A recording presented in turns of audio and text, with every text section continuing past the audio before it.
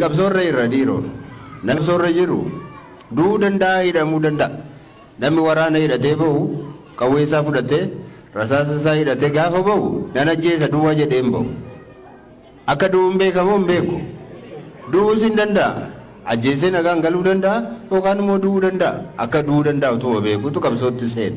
Nuyi yoo waraana qawwee baanne yoo loluudha yoo baanne yoo waraana keessa irra lola keessa irra lola dippiloomaasii keessa irra lola siyaasaa keessa irra mootummaan kana addunyaa irratti dhiibbaan akka irra ga'u qoqqobbiin akka irra ga'u karaa dippiloomaasii dhiibbaan akka irra ga'u akka harka kennatu waan hundumaatiin irratti qabsaa jira. Kanaaf nuun hilu nuun niisu nu hiruu danda'a yeroo meeqa hidhamneerra yeroo meeqa waan meeqa nurra ga'eera garuu ani kan bakadde dhaqee hidhamu dhaqee duu ilma eewuun kennaan akka hoogganaa tokkotti akka nama saba kana dursuu tokkotti wajjiniin naqee waan sabi koo ta'e ta'uun dirqama kooti. Maal jechuudha Jawaar akkamittiin as ta'uu danda'a? Ilma eenyu dhaqee du'aaf eenyu dhaqee qabsaa'aaf eenyu bilisa baasa? Nama hundumtuu akkuma Jawaar isin mararu dhalli isaa hin marara. Injaalata akkamittiin eenyu dhaqee gatii kana kaffalu yoo tokkoon keenya yoo gatii baasne malee bilisummaan dhufuu hin danda'u. Freedom doesn't come free hin dhufu tola hin dhufu gatii itti kaffaluu qabna baasuu qabna. Ani kaffaluu hin qaba qooda koo isin immoo as teessanii dadhabdanii isa ormaaf dadhabdanii maallaqa argattan kaffaltanii isinis qabsoo keessa jirtu. Hundumtuu karaa isaa qabsaa inni qawwee fudhatee diina irratti dhukaasaa jiru tumaa jirus immoo qabsaa jira karaa isaa lubbuu isaa wareeguudhaaf achi jira. Kun hundumtuu wal qabatee wal simateeti bilisummaan kan argamu malee akkuma itti teenyee isa barbaannu isa jaallannu nas taa'e isa kaaniin immoo deemi ani immoo dhaqeen du'aa Jawaar hin deema.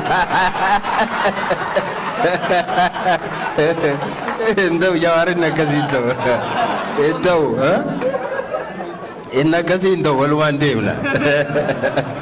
Kanaaf waa'ee nageenya keenya nuyi kutannee itti deemaa jirra waan ta'eef waan tokko yaadda'ina. Ani immoo akka nama amanu tokkotti maala nama na beektamu rifeensi mataa kootii tokko ittiin gaafa rabbi jedhe malee hin buqqaatu jedhee yaadana. Alhamdulillah. Kanaaf waan tokko nuuf yaadda'ina abbaan du'e kimbila jedhu adeemu qabsoon itti fufte. Adda bilisummaa Oromoo wajjiniinsa ta'e waraana bilisummaa Oromoo wajjiniini nuti akka namni ittiin nu laalaa jiru kana miti. Warra wajjiniin hidhamnes beekna. Guyyaa 40 akkamittiin soomuu jalqabne beektu gaafa jalqabaa quba qabdu miti. Koloneel Gammachuu ayyaana bakka hattooti jiran bakka namoonni itti nama ajjeesan hidhaman lafa jalatti gaafa isaan fidanii hidhanii namicha kana doosaatti deebisa. Namicha kana iddoo sana baasa yoo kana ta'uu baate nus hin nyaannu jennee jalqabne. Sanumaan dubbii dhalee wanti tokko itti deemee itti dabalamee nus xiqqii keessa seennee waan uummata keenya barsiisuu barbaannus wanti tokko waan keessa tureef achumaan hin nyaannu jennee haga lubbuu keenya wareegnutti geenye. Innis waliin anis jannata akkumatti ilaallee deebine.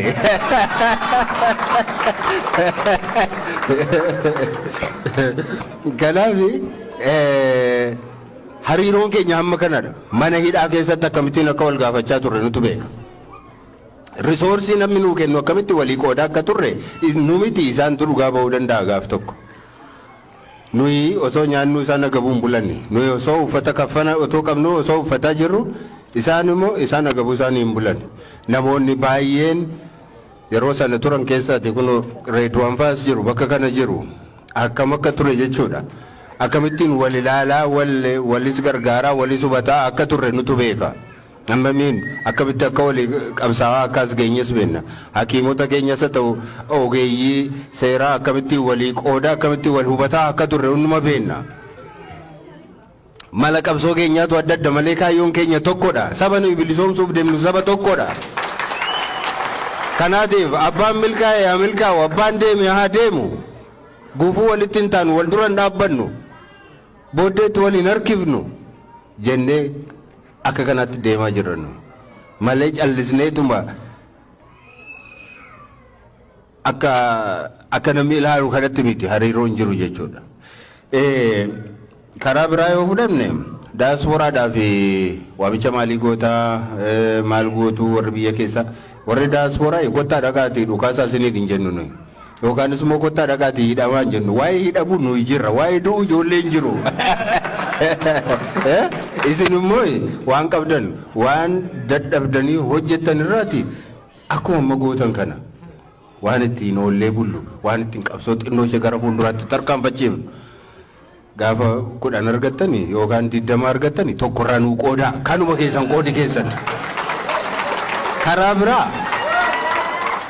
biraa dippiloomaasii irratti hojjedhaa faranjii wajjin ooltanii wajjiniin haasaa ilaa biyyi koo biyya akkasiitiin dhufe maaliifan biyyaa bahee biyya suni nagaa dhabe mootummaan nagaa nu dhoowwe biyya keenya keessatti bilisummaan nu dhoowwate garbummaan nutti hammaate kanaaf isinitti baqannee jedhaati quba qabaachisaa ittima lafa buna dhuddanitti lafa ooltanitti lafa hojjettanitti hojii dippiloomaasii hojjedhaa akka warri kaan hojjetanitti hojjedhaa biiroo keessa hojjettu ta'e itti himaa nama tokko amansiisaa gaafa hiriira waamamtan hiriira baa